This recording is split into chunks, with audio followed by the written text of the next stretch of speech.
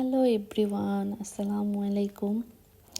যে যেখান থেকে আমার ভিডিওটি দেখছেন, আশা করি সবাই ভালো আছেন। আলহামদুলিল্লাহ, আমরাও ভালো আছি।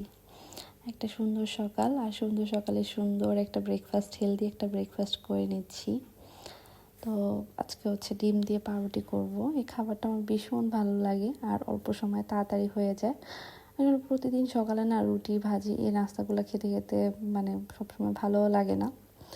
আর হচ্ছে বাসায় আজকে একটু কাজও আছে, তো আজকে এই জন্য সিম্পলি কিছু খাওয়ার চেষ্টা করেছি।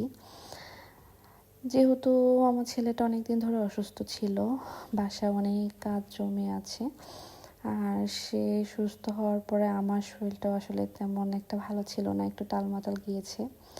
আর সবচেয়ে বড় কথা হচ্ছে আমার আম্মু ছিল যখন ছেলেকে হসপিটালে ভর্তি করেছি, তা আমার মা এসেছিল। তো মা থাকলে হচ্ছে প্রতিটা মেয়েরই একটা অলসতা কাজ করে।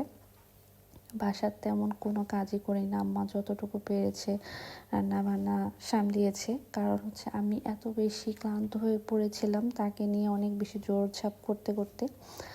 তো মা যে কদিন ছিল সেই কদিন আম্মুই করেছে। তো আলহামদুলিল্লাহ এখন হচ্ছে আম্মু চলে গেছে।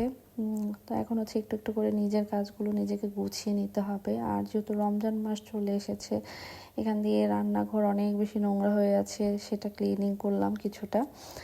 আমার হেল্পিং হ্যান্ডকে নিয়ে সাথে নিয়ে আর কি, সে কিছুটা করেছে, আমি কিছুটা করেছি। আসলে একজনকে দিয়ে সব কাজ করানো তো সম্ভব হয় না, তো পাশাপাশি তাকে হেল্প করতে হয়। আর এখানে হচ্ছে এই যে দুপুরবেলা, আগে হচ্ছে আমি দেখতেই পেয়েছেন সব কিছু রোদে দিয়ে নিয়েছি। দুপুরবেলা হচ্ছে বাবুকে খাইয়ে নিজে খাওয়া দাওয়া করে সবাইকে খাওয়া দাওয়া করে তারপর হচ্ছে বাবুকে ঘুম পাড়িয়ে আমি কাজগুলো করছি। কারণ হচ্ছে সে যদি জাগনা থাকা অবস্থায় কাজগুলো করি, সে আমাকে কখনোই পারফেক্টলি করতে দিবে না। যেহেতু সে ছোট মানুষ, সে চাইবে প্রতিটা কাজে সে হাত লাগাবে, সে ধরবে। তো আমি চেষ্টা করি আসলে কিছু কিছু কাজ সবসময় তাকে ঘুমে রেখে করার। আর এই যে সব কিছু গোছানো দেখছেন বা সব কিছু গোছাচ্ছি, এগুলো কিন্তু একদিনই করে ফেলিনি।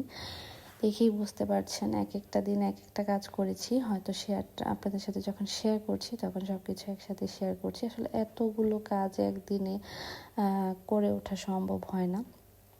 আর এখানে হচ্ছে আমি বেসনটা চেলে নিয়েছি। বেসনটার সাথে হচ্ছে আমি কিছুটা ময়দা আর হচ্ছে চালের গুঁড়া একসাথে মিক্স করে তারপরে রেডি করে রাখবো, যাতে যখন হচ্ছে বেগুনি বা আলুর চপ বানাবো তখন আর কিছু দিতে হবে না, আর হচ্ছে এটা খেতে অনেক ক্রিস্পি হবে। তো আজকে 2 বছর হচ্ছে আমি তেমন একটা ইফতারের আয়োজন করি না। প্রথম যে বছর আমার ছেলে জন্ম নেয়, তো ওই বছর আমি তেমন করিনি বাসায়, কিনে খাওয়া হয়েছে। কারণ তখন সে মাত্র 2 মাস 2.5 মাসের ছিল যখন রমজান পড়েছিল। আর গত বছর হ্যাঁ কিছুটা আয়োজন করেছি যতটুকু পেরেছি। কারণ হচ্ছে ছেলে ছোট, তার মধ্যে আমার শাশুড়ি মা অনেক বেশি অসুস্থ থাকেন, সব মিলিয়ে আসলে আমি গুছিয়ে উঠতে পারি না। যতটুকু সম্ভব চেষ্টা করি করার, কিন্তু এবার প্ল্যানিং আছে পুরো রমজানেই, মানে আল্লাহ যদি সুস্থ রাখেন, পুরোটাই হচ্ছে বাসায় ইফতারের আয়োজন করব যতটুকু পারি।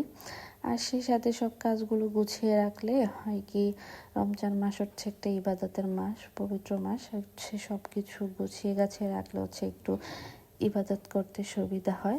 আল্লাহ যতটুকু মানে রেখেছে ইবাদতের জন্য, ততটুকুই আসলে করার চেষ্টা করব। আর রমজান মাসে আল্লাহ সবাইকে হেদায়েত দান করুক, সবাই যেন সুস্থ থাকে এই দোয়া করি। তো এই তো পাশাপাশি কথার পাশাপাশি সব কিছু গুছিয়ে নিচ্ছি। এটা হচ্ছে খেজুরটা আমি সুন্দর করে রেখে দিলাম।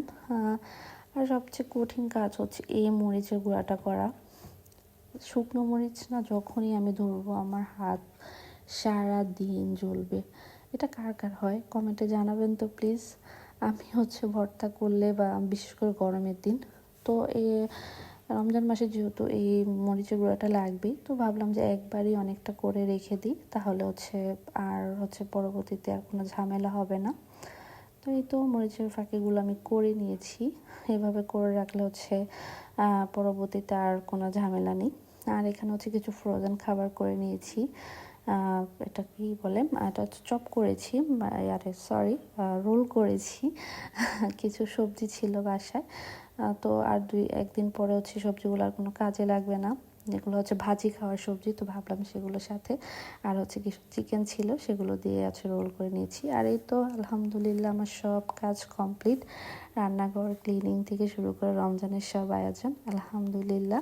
তো ভিডিওটি এখানেই শেষ করছি, সবাই ভালো থাকবেন, সুস্থ থাকবেন, আল্লাহ হাফিজ।